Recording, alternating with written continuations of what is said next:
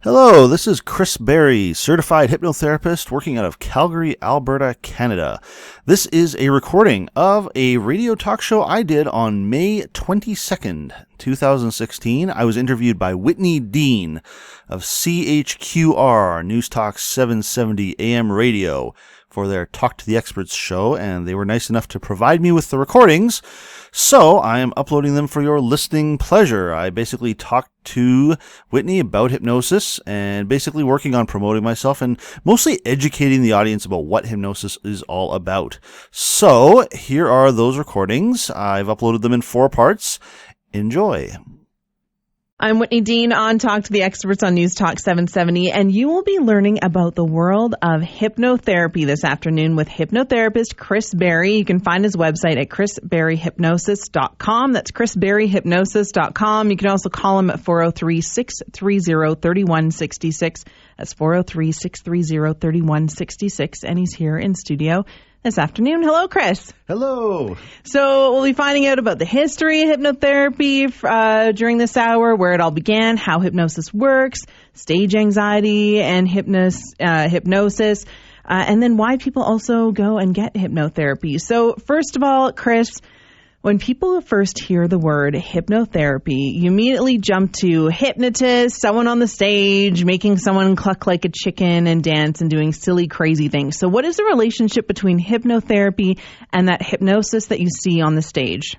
Well, there's generally based on all the same principles, and sometimes it takes a while for people to understand that. For example, sometimes I've used a negative hallucination to make something invisible. And people get shocked and amazed, and it's like, oh my goodness, you can make something or something, and the person is acting like it's not even there. It's like, yeah, but you do that every time you go to look for your car keys for 20 minutes, and they're sitting in the middle of the coffee table, you know? And a hypnotist is really just someone who does that with volition and understands how that stuff works. So on stage, we use it for entertainment. You know, we'll make someone forget a number or a name or get them stuck to something or have arm catalepsy. And in an office, it's more like training your mind in more productive behavior. I don't normally make my smoking cessation clients cluck like chickens. You know, it's not part of the therapy. Maybe if they pay extra, but it's all the same principles, and it's just in one setting you use it for one thing, in another setting you use it for another thing, and yeah, that's pretty much all there is as far as difference. So, what do people come to see you for? What are they? I guess. Are they coming to anxiety? I know people are probably familiar with smoking cessation as a popular one. What kind of issues do people come in with? Well, the standard ones are quitting smoking and weight loss. Those are like the two that immediately come to mind when anyone thinks of hypnotherapy. The way I like to present it, because I do a lot of networking, and you kind of get used to just explaining, okay, what do you do in a nutshell? Really, it's about teaching people to get more control over their thoughts, emotions, and behaviors. Mm-hmm. In the case of quitting smoking and weight loss, it's like behaviors are smoking, obviously, but also eating better, getting more motivated to work out, stuff like that. As far as emotions, I get a lot of people for anxiety issues. Most of my work has at least something to do with anxiety. And that can be emotional problems like bad breakups or social anxiety, people in the workplace that are constantly wondering if they're going to get fired or what's going to happen in this economy, other anxiety problems like that, and sometimes just improvement as far as building up confidence and leadership skills for business people or sports performance people that need better focus and motivation and just performance anxiety for themselves as well. Yeah, and I would think that much of the smoking cessation or weight loss, that would still focus on anxiety or things to do with that because people are falling back on old habits or patterns to deal with that. So maybe they're coming into you for smoking cessation, but really that's just it's being triggered by other things. Well, we like to say sometimes that the problem is not the problem. Yeah. People will come in for smoking. It's like, okay, they might be smoking because they're bored and they just have no idea what else to do with their hands because they've been smoking for 50 years. And it's like, what else do I do on breaks and when I'm bored? And sometimes when they come in for smoking cessation, we have to come up with new ideas. It's like, what are you going to do now with this free time?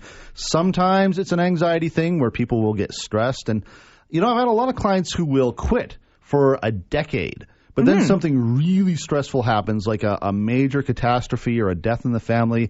And they will tell me that just, you know, the next day I just went to the 7-Eleven and got a pack of cigarettes. I don't even know why.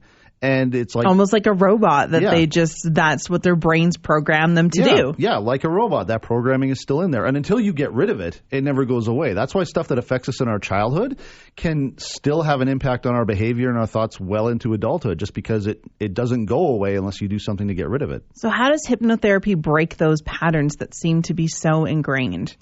Well, it's because the reason hypnotherapy is so effective for this is because it goes right to that core root of the problem and addresses what's going on in the subconscious.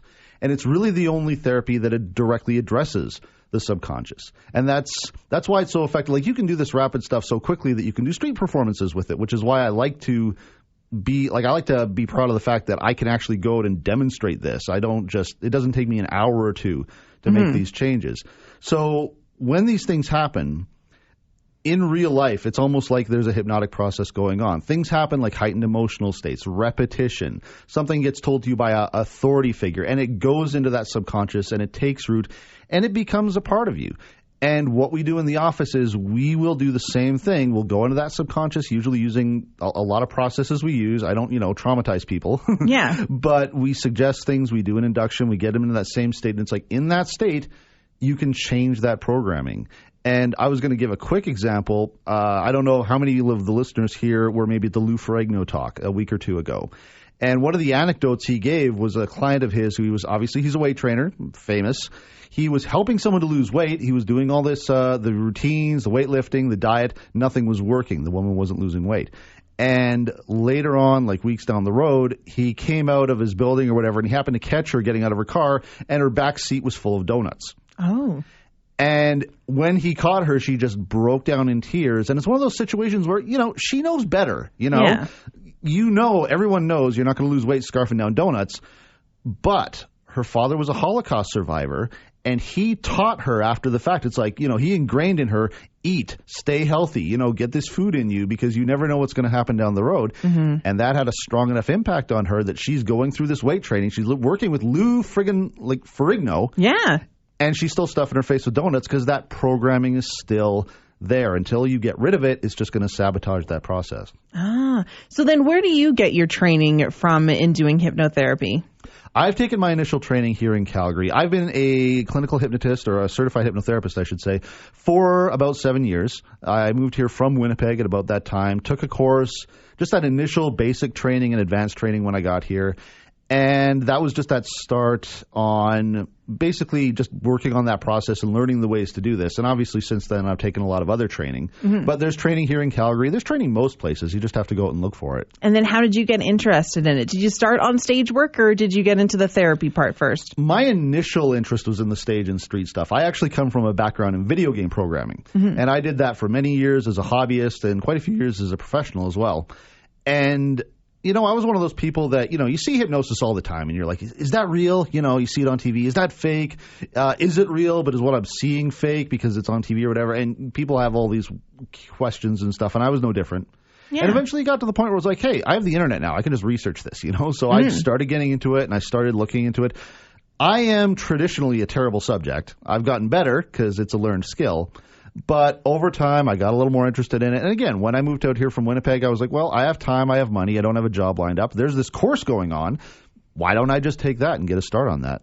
Okay, so you mentioned that subject and being a good subject or not. And I've heard that associated with hypnotherapy before, that some people say, well, I can't really be hypnotized. I'm not a good subject. What does that mean? So does it work for everyone? Does it not? Do you have to train your mind? How does that work? It does work for everyone. Some people are better subjects than others. Okay. And that's something that you have to feel out depending on the situation. We talked earlier about what's the difference between certain kinds of hypnosis. Yeah.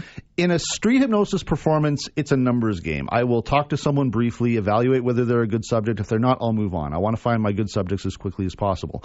On a stage show, I'll look for good subjects, call them up, maybe send a few off. And it's not that they can't be hypnotized. It's just that they can't be, much like in the street scenario, they just can't be in a time frame where I want to give a performance. I can't spend an hour getting this person in.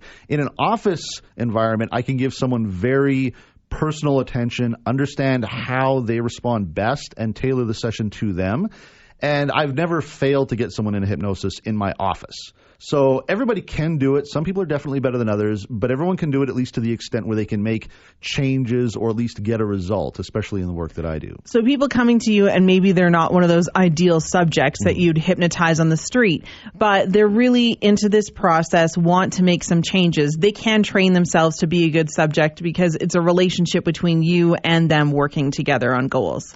Yeah, it is partly a relationship. Some people are going to click with some hypnotists better than others. Yeah. Sometimes it's a fear thing. It's like, oh no, the hypnotist is going to make me do something. And I've had people call in, very specifically, it comes to mind one mother who was calling for her kid. And at the end of the conversation we had on the phone, just doing a free phone consultation, she was like, what's stopping you from giving my daughter a suggestion to go out and shoot someone, that sort of thing. And you're like, okay, that's extreme. Yeah.